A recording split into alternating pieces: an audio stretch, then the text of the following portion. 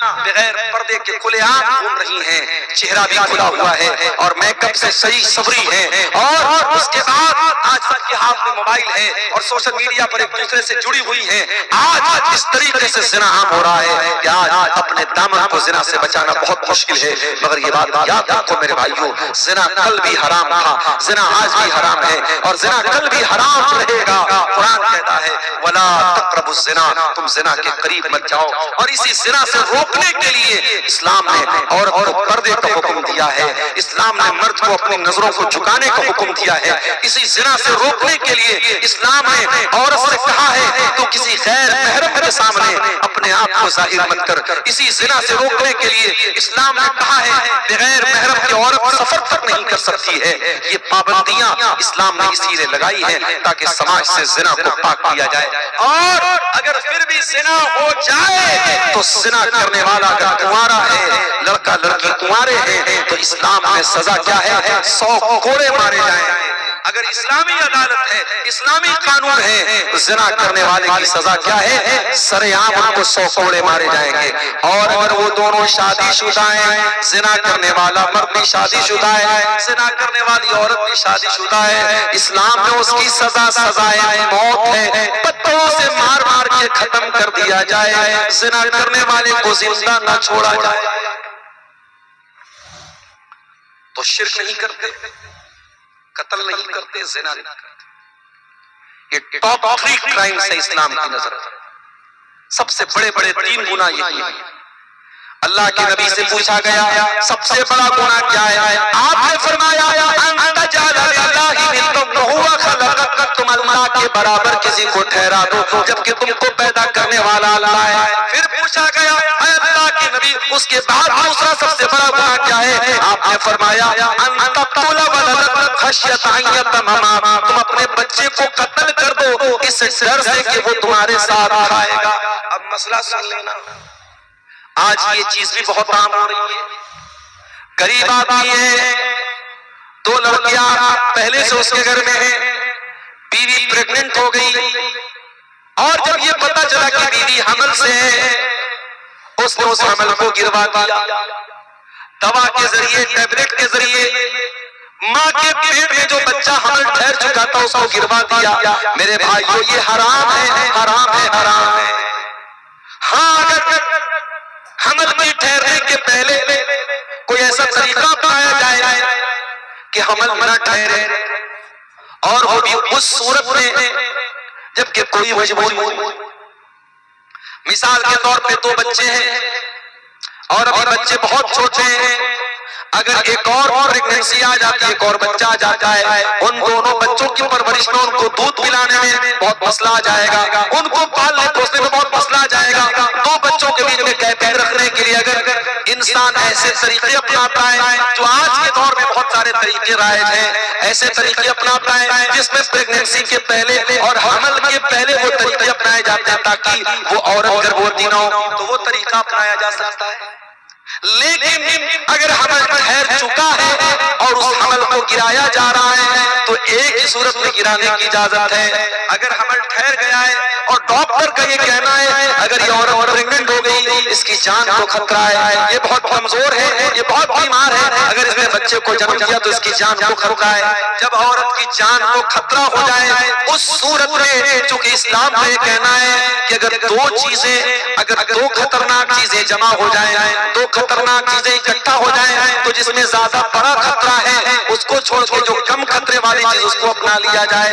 اگر ماں کے پیٹ میں اگر بچہ ہے اور یہ ڈر ہے اگر پریگننسی ہوئی اور بچہ پیدا ہوا، ماں بھی مر سکتی ہے، بچہ بھی مر سکتا ہے، اس کنڈیشن میں ابھی وہ بچہ حمل کی شکل میں اس صورت میں اس حمل کو گرایا جا سکتا ہے، لیکن وہ ایک مجبوری کی شکل ہے، عام کسی شکل میں حمل کو گرانے کی اجازت نہیں ہے، حرام ہے، حرام ہے، حرام ہے۔ یہ بھی اولاد کا قتل ہے میرے ساتھ، اور آج دھڑلے سے یہ کام ہو رہا ہے۔ اللہ کے نبی نے فرمایا سب سے بڑا گناہ یہ ہے کہ تم اپنی اولاد کو قتل کرو، یہ سوچ کر کہ تمہارے ساتھ وہ کھائے گی۔ کبھی یہ مت سوچنا کہ اپنی اولاد کو تم کھلاتے ہو، نہیں، تمہیں بھی کھلانے والا اللہ ہے، تمہاری اولاد کو بھی کھلانے والا اللہ ہے۔ میرے بھائیوں، جن کے 10 بیٹے ہیں، ہم نے اسی دنیا میں اور اسی ہندوستان میں اور اسی ملک میں اور اپنے شہر میں دیکھا ہے کہ 10 بچوں کا باپ سکون سے اپنے بچوں کو کھلا رہا ہے، بہت امیر نہیں ہے، بہت دولت والا نہیں، لیکن سکون سے کھلا رہا ہے، اور 2 بچوں کا باپ بھی صحیح طریقے سے اپنے بچوں کو نہیں کھلا پا رہا ہے، تو روزی روٹی دینے والا اللہ ہے۔ اس ڈر سے کہ بچہ کیا کھائے گا، بچے کو قتل کرنے کی اجازت اسلام آپ کو نہیں دیتا ہے۔ تیسرا سب سے بڑا گناہ کیا ہے؟ آپ نے فرمایا انتزانیہ حلیلۃ جاری، اپنے پڑوسی کی بیوی کے ساتھ زنا کرو۔ زنا کرنا تو ایسے بھی بہت بڑا گناہ ہے، لیکن پڑوسی کی بیوی کا نام آپ نے اس لیے لیا کیونکہ پڑوسی پر بھروسہ کرتا ہے، پڑوسی پر وشواس کرتا ہے، اور اگر پڑوسی کے گھر پہ آپ نے اتنی غلط حرکت کی تو آپ نے زنا بھی کیا اور آپ نے پڑوسی کے ساتھ وشواس گھات بھی کیا ہے، آپ نے اس کے بھروسے کا قتل کیا ہے۔ اللہ کے نبی نے یہ 3 بڑے بڑے گناہوں کو گنایا، اور اس کے بعد قرآن کی یہی آیت پڑھی سورہ فرقان کی کہ اللہ کے نیک بندے نہ تو شرک کرتے ہیں، نہ قتل کرتے ہیں، نہ زنا کرتے ہیں۔ چلیے اب آگے بڑھتے ہیں۔ وَمَن يَفْعَلْ ذَلِكَ يَلْقَ أَثَامًا، اگر کوئی زنا کرے گا، اگر کوئی قتل کرے گا، اگر کوئی شرک کرے گا، بہت بڑی مصیبت کو اٹھائے گا۔ يُضَاعَفْ لَهُ الْعَذَابُ يَوْمَ الْقِيَامَةِ، قیامت کے روز کو ڈبل عذاب دیا جائے گا۔ وَيَخْلُدْ فِيهِ مُهَانًا، اور وہ جہنم میں ہمیشہ ذلیل ہو کر کے رہے گا۔ إِلَّا مَن تَابَ وَآمَنَ وَعَمِلَ عَمَلًا صَالِحًا، ہاں اگر کوئی شرک کرتا تھا، کوئی زنا کرتا تھا، کوئی قتل کرتا تھا، اگر وہ سدھر جائے، ایمان لے آئے، توبہ کر لے اور اچھا عمل کرنے لگے تو اللہ اس کی توبہ قبول کرنے کو تیار ہے۔ فَأُولَئِكَ يُبَدِّلُ اللَّهُ سَيِّئَاتِهِمْ حَسَنَاتٍ، اللہ تعالیٰ اس کے گناہوں کو نیکیوں میں بدل دے گا۔ وَكَانَ اللَّهُ غَفُورًا رَحِيمًا، اور اللہ تعالیٰ بہت معاف کرنے والا، رحم کرنے والا ہے۔ ہمارے یہاں کہاوت ہے صبح کا بھولا شام کو لوٹ جائے تو اسے بھولا نہیں کہتے، اور اللہ کا اصول کیا ہے؟ صبح کا نہیں، کئی سال کا بھی بھولا اگر لوٹ کے چلا آئے تو اسے بھولا نہیں کہتے۔ اللہ اس کی توبہ سننے کو تیار ہے، اللہ اس کو معاف کرنے کو تیار ہے۔ یہ 3 مہا پاپ اگر کوئی کرتا ہے، شرک کرتا ہے، قتل کرتا ہے، زنا کرتا ہے، اگر وہ بھی سچی توبہ کر لے اللہ اس کو بھی معاف کرنے کو تیار ہے۔ اچھا توبہ کا مطلب کیا ہوتا ہے؟ کوئی بتا سکتا ہے؟ توبہ کا لفظی مطلب کیا ہے؟ توبہ کے معنی کیا ہے؟ توبہ کی میننگ کیا ہے؟ توبہ ارتھ کی اچھا بولے ہے کسی کوئی جاگ رہا ہے بھائی نہیں جاگ رہا ہے؟ بولو نا نا نہیں، یو ٹرن لینا، یو ٹرن لینا۔ گاڑی چلاتے ہیں آپ نے گاڑی کو اچانک آپ کو لگا کہ غلط دشا میں چلے گئے، جانا تھا منیہاری سائڈ چلے گئے پورنیہ سائڈ، تو وہیں سے آپ گاڑی کو گھماتے ہیں، یو ٹرن لیتے ہیں۔ تو جو یو ٹرن لیتے ہیں، جو مڑتے ہیں، that is called توبہ، اس کو توبہ کہتے ہیں۔ اس کا مطلب یہ ہوا کہ جو گناہ کر رہا ہے وہ غلط لائن پہ چلا گیا تھا، غلط ہائی وے پکڑ لیا تھا، اس نے جانا پورنیہ کا نکل رہا تھا منیہاری سائڈ، جا رہا تھا پورب، وہ جانے لگا تھا پچھم، وہ توبہ کرنے صحیح لائن پر آ جائے۔ اسی لیے قرآن کہتا ہے وَمَن تَابَ وَعَمِلَ صَالِحًا فَإِنَّهُ يَتُوبُ إِلَى اللَّهِ مَتَابًا، جو توبہ کرتا ہے وہ اللہ تعالیٰ کی طرف واپس لوٹ کے آتا ہے۔ اللہ نے پیدا کیا تھا صحیح ڈائریکشن پر، گناہ کر کے ڈائریکشن بھٹک گیا تھا، اب جب توبہ کیا تو صحیح ڈائریکشن پر، صحیح راستے پر آ گیا۔ اس کے بعد اللہ کہتا ہے میرے نیک بندے والذین لا یشہدون الزور، کسی غلط کام میں سملت نہیں ہوتے۔ جہاں ناچ گانا ہو رہا ہو، جہاں آرکیسٹرا ہو رہا ہو، جہاں زنا ہو رہا ہو، جہاں شراب پی جا رہی ہو، جہاں کوئی گناہ کا کام ہو رہا ہو، ایسے کسی مجلس میں، ایسے کسی سماروہ میں، ایسے کسی فنکشن میں وہ نہیں جاتے ہیں۔ یہاں تک کہ اگر آپ کا کوئی غیر مسلم دوست بھی آپ کو دعوت دیتا ہے اور وہاں شادی میں ناچ گانا ہو رہا ہے، مت جاؤ میرے پیارے بھائیوں، وہاں شراب پی جا رہی ہے، مت جاؤ میرے ساتھیوں، جہاں حرام کام ہو رہا ہو، جہاں غلط کام ہو رہا ہو، وہاں شامل بھی مت ہونا۔ والذین لا یشہدون الزور، اللہ کے خاص بندے غلط کاموں میں، ناجائز کاموں میں شامل بھی نہیں ہوتے۔ وَإِذَا مَرُّوا بِاللَّغْوِ مَرُّوا كِرَامًا، اور جب کسی بیہودہ چیز، کسی گندی چیز سے ان کا گزر ہوتا ہے، وہ شرافت سے گزر جاتے ہیں۔ اسلام یہ نہیں کہتا ہے کہ آپ اپنی آنکھیں پھوڑ لیجیے، آپ چلیں گے روڈ پہ، آپ چلیں گے ایئرپورٹ پہ، آپ چلیں گے ریلوے اسٹیشن پہ، آپ چلیں گے بازار میں، بے حیائی کی چیزیں بھی آپ کو نظر آئیں گی۔ آپ ایسی لڑکیوں کو بھی دیکھیں گے جو اپنے شریر کا انگ پردرشن کر رہی ہیں۔ اسلام یہ نہیں کہتا ہے کہ آپ اپنی آنکھیں پھوڑ لیجیے، اسلام یہ کہتا ہے بس شرافت سے گزر جاؤ۔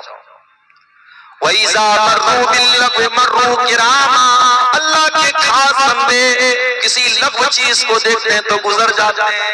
اللہ کے نبی نے حضرت علی سے کہا تھا، علی اگر کسی غیر لڑکی پر نظر پڑ جائے، لا تطمئن نظر نظرتا، ایک نظر پڑ گئی اپنے آٹومیٹک پڑ گئی تو دوسری نظر مت ڈالا، ایک بار انجانے میں کسی لڑکی پر کسی غیر محرم عورت پر نظر پڑ گئی دوبارہ مت ڈالا۔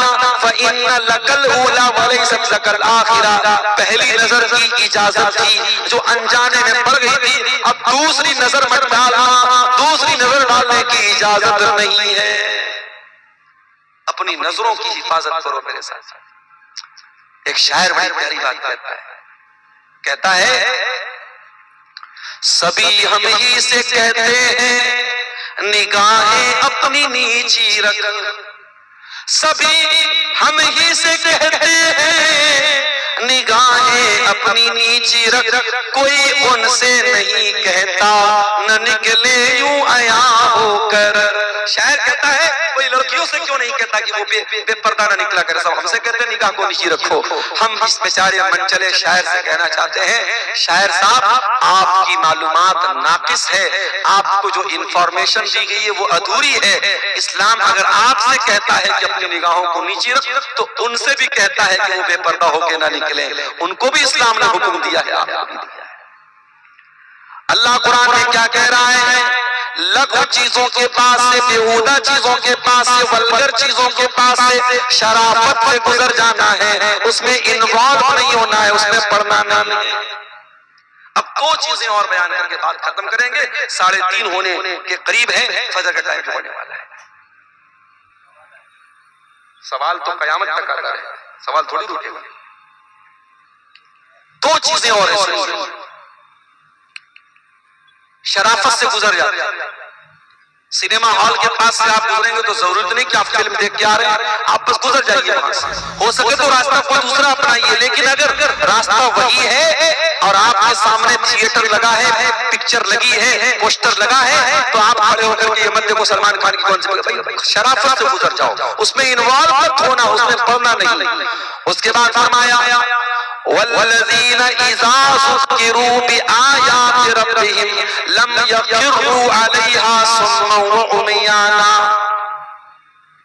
اور اللہ کے نیک بندے جب ان کے سامنے قرآن پڑھا جاتا ہے، جب اللہ کی آیتیں پڑھی جاتی ہیں، وہ اندھے اور بہرے بن کر کے گر نہیں جاتے، وہ غور کرتے ہیں۔ اور معاف کرنا سیمانچل کے لوگوں، میں بار بار کہتا ہوں اور آج بھی کہتا ہوں اور کہتا رہوں گا، اپنے جلسوں کا رنگ روپ بدل لو۔ یہ رات بھر کے پروگرام، رات کو 2 بجے آپ کو تقریر کے لیے بلا رہے ہو، آپ کو زبردستی تقریر سننا پڑ رہا ہے اور ان کو سنانا پڑ رہا ہے، آپ نیند کے عالم میں سن رہے ہو، آپ اپنے آپ کو سونے اور نیند سے کو کنٹرول کر کے سو رہے ہو، یہ مناسب نہیں ہے۔ یہاں قرآن پڑھا جا رہا ہے، یہاں اللہ کے نبی کی باتیں پڑھی جا رہی ہیں، اس کو غور سے سننے کی ضرورت ہے، اس لیے 9 بجے 10 بجے تقریر دے دینی چاہیے اور 12 بجے تک جلسے کو شیش کر دینا چاہیے۔ جی قرآن کیا کہہ رہا ہے؟ جب قرآن پڑھا جائے تو وہ اندھے اور بہرے بن کر کے گر نہیں جاتے ہیں، بلکہ قرآن پر وچار کرتے ہیں، غور کرتے ہیں، سوچتے ہیں، سمجھتے ہیں، اس پر عمل کرتے ہیں۔ اس کے بعد فرمایا والذین یقولون ربنا هب لنا من ازواجنا وذریاتنا قرۃ اعین، اے اللہ وہ نیک بندے دعا کرتے ہیں اللہ ہمارے بیوی بچوں کو ہماری آنکھوں کی ٹھنڈک بنا دے، وَاجْعَلْنَا لِلْمُتَّقِينَ إِمَامًا، اور ہمیں متقیوں کا امام بنا دے۔ پتہ یہ چلا کہ جو نیک ہوتے ہیں اپنے پریوار کو بھی نیک بناتے ہیں، اپنے بچوں کو بھی نیک بناتے ہیں، اپنی بچیوں کو بھی نیک بناتے ہیں۔ جو نیک ہوتے ہیں وہ اپنے بچوں کو نماز کا پابند بناتے ہیں، جو مائیں نیک ہوتی ہیں وہ اپنی بچیوں کو پردے کا پابند بناتی ہیں، وہ خود بھی نیک ہوتی ہیں، بچیوں کو بھی نیک بناتی ہیں، اپنی اولاد سے اپنے وہ دعا کرتے ہیں اے اللہ تو ہمارے بچوں کو، ہماری بیوی کو، ہماری آنکھوں کی ٹھنڈک بنا دے، اور ہمیں صرف متقی مت بنا، ہمیں متقیوں کا امام بنا دے، ہمیں اتنا نیک بنا دے ہم متقیوں کے امام بن جائیں، ہمیں اس درجے تک تو پہنچا دے۔ بڑی پیاری دعا ہے، جو صاحب اولاد لوگ ہیں، جو پریوار والے لوگ ہیں، جو بال بچے والے لوگ ہیں، یہ دعا کو یاد کر لیں۔ اگر آپ کو تقریر میں دعا یاد نہیں ہو رہی ہے، گھر جائیں، قرآن کھولیں، قرآن کے 19ویں پارے کے شروع میں سورہ فرقان کے لاسٹ میں یہ دعا آپ کو مل جائے گی۔ اس دعا کو یاد کر لیں، کنٹھست کر لیں، یاد کر لیں، میمورائز کر لیں، اور ضرور اس دعا کو پڑھا کریں۔ ربنا حب لنا من ازواجنا وذریاتنا قرۃ اعین، اے اللہ ہمارے بال بچوں کو ہماری آنکھوں کی ٹھنڈک بنا دے اور ہمیں متقیوں کا امام بنا دے۔ اتنا کام اگر آپ کر لیں گے، میں پھر سے دوہرا دیتا ہوں، اللہ کے نیک بندے اہنکار نہیں کرتے، جاہل کا جواب نہیں دیتے، رات بھر تہجد پڑھتے ہیں، جہنم سے اللہ کی پناہ مانگتے ہیں، فضول خرچی نہیں کرتے ہیں، کنجوسی نہیں کرتے ہیں، شرک نہیں کرتے ہیں، قتل نہیں کرتے ہیں، زنا نہیں کرتے ہیں، توبہ کرتے ہیں، اور اسی طریقے سے کسی غلط مجلس میں شامل نہیں ہوتے ہیں، کسی لغو چیز کے پاس سے گزرتے ہیں تو شرافت سے گزر جاتے ہیں، قرآن پڑھا جاتا ہے تو اندھے اور بہرے بن کے گر نہیں جاتے، غور کرتے ہیں، اور اپنے پریوار کے لیے دعا کرتے ہیں۔ اتنا کام اگر آپ کر لیں گے تو کیا بدلہ ملے گا؟ اولئک یجزون الغرفۃ بما صبروا، ایسے لوگوں کو اللہ تعالی جنت میں کمرہ دے گا۔ آج دادری کے بڑے بڑے ہوٹلوں میں، 5 اسٹار ہوٹلوں میں ایک دن کا کمرہ لینے آپ چلے جائیں تو 20-20 ہزار، 25-25 ہزار میں ایک نائٹ کے لیے آپ کو روم ملے گا۔ لیکن یہ کام اگر آپ کر لیں گے تو اللہ تعالیٰ جنت میں، اور جنت کو جو کمرہ ہوگا، دنیا کے 5 اسٹار ہوٹل اس کے سامنے کوڑا ہے، دنیا کے 7 اسٹار ہوٹل اس کے سامنے کوڑا ہے، جنت کا وہ کمرہ آپ کو ملے گا، اور 1 نائٹ کے لیے، 2 نائٹ کے لیے، 3 نائٹس کے لیے نہیں، وہ پرماننٹ آپ کو مل جائے گا۔ اولئک یجزون الغرفۃ بما صبروا ویلقون فیہا تحیۃ وسلاما، اللہ کہتا ہے ہم اپنے ان بندوں کو جنت میں داخل کریں گے، اور جب وہ جنت میں جائیں گے تو فرشتے ان کو سلام کریں گے، فرشتے ان کا ویلکم کریں گے، فرشتے ان کا سواگت کریں گے، خالدین فیہا، اور وہ جنت میں ہمیشہ رہیں گے، حسنت مستقرا و مقاما، اور جنت بہت بہترین ٹھکانہ ہے، جنت بہت اچھا ٹھکانہ ہے، جہنم بہت برا ٹھکانہ ہے۔ اب آپ طے کر لیجئے، آپ کو جنت میں جانا ہے تو یہ سارے کام کر لیجئے جو اللہ نے بتائے ہیں، اور جہنم میں جانا ہے اس کا اپوزٹ کر لیجئے۔ اب آپ طے کر لیجئے آپ کو سب سے اچھے ٹھکانے میں جانا ہے یا سب سے برے ٹھکانے میں جانا ہے۔ عقیقہ کا سوال بہت آتا ہے، پتہ نہیں ایسا لگتا ہے کہ عقیقہ کو تم فرض بنا دیا گیا ہے، بڑی ضروری چیزوں پر لوگ عمل نہیں کرتے، لیکن عقیقہ کے بارے میں بہت سوال آتا ہے۔ سوال آیا ہے 7 دن کے بعد عقیقہ کرنا چاہیے یا نہیں چاہیے؟ جواب یہ ہے کوشش پوری کیجئے، پورا پریتن کیجئے کہ عقیقہ 7ویں ہی دن کیا جائے، کیونکہ سنت کیا ہے؟ 7ویں ہی دن عقیقہ سنت ہے۔ اور یہاں ایک بات اور سن لیجئے، بچہ اگر مغرب بعد پیدا ہوتا ہے تو اگلا دن پہلا دن مانا جائے گا۔ جیسے مثال کے طور پر اگر سنیچر کا دن ہے اور مغرب کے بعد بچہ پیدا ہوا تو سنڈے کا دن پہلا دن مانا جائے گا، سنڈے پہلا، منڈے دوسرا، ٹیوزڈے تیسرا، ویڈنسڈے چوتھا، تھرسڈے پانچواں، جمعہ چھٹا، سنیچر کو ساتواں دن مانا جائے گا۔